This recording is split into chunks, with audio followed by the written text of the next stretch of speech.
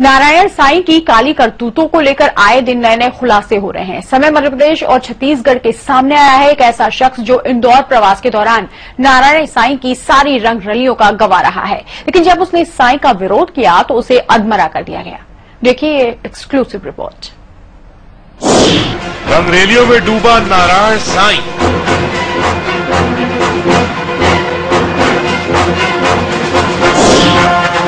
दो नहीं सैकड़ों लड़कियों से संबंध।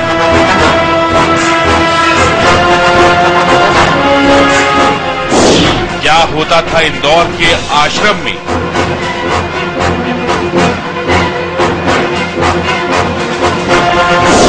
नारायण साईं की काली करतूतों का गवाह।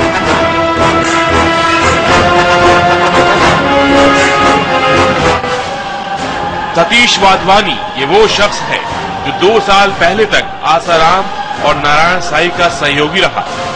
जब कभी नारायण साईं इंदौर आता, सतीश वाधवानी से ही पहला संपर्क करता।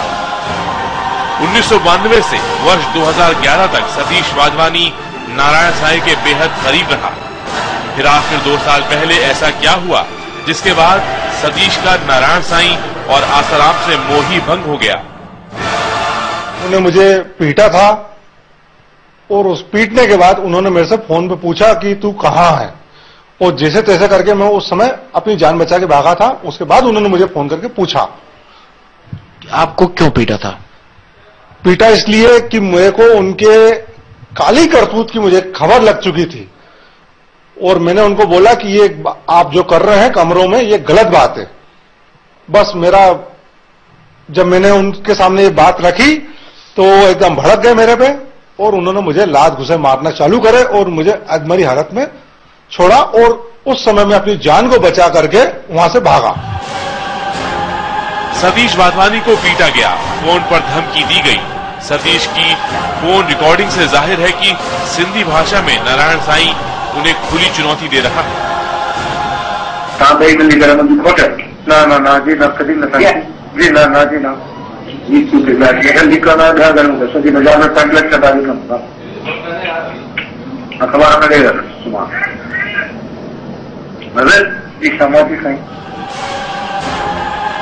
सतीश वाधवानी के मुताबिक नारायण साईं का इंदौर के व्यापार में भी हाथ था, इसलिए उसका अक्सर इंदौर आना होता था, और जब कभी नारायण साईं यहाँ आता, लड़कियों के फोन आना शुरू हो जाते हैं। लड़कियां भगवान कहती हैं नारायण साईं को। लड़कियां मेरे से वो पूछती थी कि नारायण साईं कहाँ है। भगवान कहती थी उसको? जी, उनको भगवान लड़कियां कहती थी। 400 से ज्यादा लड़कियों से संबंध। ये शांति उनकी बहुत पुरानी सेविका है, आश्रम में आया जाया करती थी, और ये कई प्रोग्राम होता था तो वो वहां पे पहले पहुंच जाया करती थी। साधना स्थल नहीं, टाइम पास। साधना स्थल क्या है? साधना स्थल इनका वो है कि वहां पर जाकर टाइम पास करते थे लड़कियों के साथ में। जिस समय वो रात वाली साधना करते थे उस समय हमको किसी बहाने से बाहर भेज दिया करते थे, कुछ भी सामान लाने के बहाने से बाहर कर दिया करते थे हमको। उसमें क्या क्या था जब वो रात वाली साधना नहीं करते थे? उस समय जब जाते थे तो क्या क्या था उस साधना स्थल में? बस वहां पे कुछ 2 रूम है, एक हॉल है, और जहां लड़कियां सोती हैं उनके लिए कुछ रूम नीचे ही बने हुए हैं उनकी कुटिया के सामने ही। शराब पीता है नारायण साईं।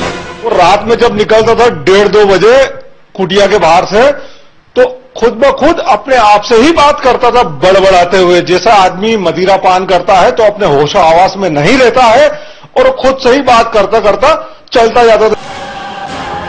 लड़कियों को लेकर नारायण साईं की मानसिकता का अंदाजा इस ऑडियो क्लिप से लगाया जा सकता है, जिसमें वो शांति नाम की लड़की की बार बार मांग कर रहा है। गाड़ी लेके आ जाओ, निकलता हूँ। और अगर शांति को भी वहाँ काम नहीं हो तो शांति भी चली जाए। एक मान शांति अगर कपड़ा लाई है तो चली जाए आपका। हाँ जी, बैग लाई है वो बोल रही है। हाँ तो वो भी निकल जाता है। सतीश का तो ये भी आरोप है कि इंदौर में मिर्जापुर खंडवा रोड पर जहां आसाराम की साधना स्थली बनी है, वो जमीन उसी की है जिसे हथिया लिया गया। जमीन का साहब हमारी दादाजी ने जो जमीन ली थी वो हमारे 2 चाचाओं के नाम कर दी थी और चाचाओं को वशीकरण करके वो जमीन भी उसने अपने नाम पे करवा ली। कहाँ की जमीन है सतीश? ये जमीन साहब हमारे इंदौर में मिर्जापुर खंडवा रोड पे वही जो साधना स्थली है साहब, वही हमारी जमीन है। नारायण साईं की करतूतों का खुलासा करने वाले सतीश को अपनी जान पर खतरा नजर आ रहा है, इसलिए उन्होंने पुलिस से सुरक्षा की मांग की। अपनी जान बचाकर भागे, तब से अभी तक ये बात दबाए बैठे थे। इनको लगा कि अब ये बात बताना चाहिए, समाज में आना चाहिए, क्योंकि अब नारायण साईं के लगातार खुलासे हो रहे हैं। तो इसी के चलते सतीश ने यह खुलासा किया और पुलिस से अपनी सुरक्षा की मांग की है। समय के लिए सुदेश तिवारी, इंदौर।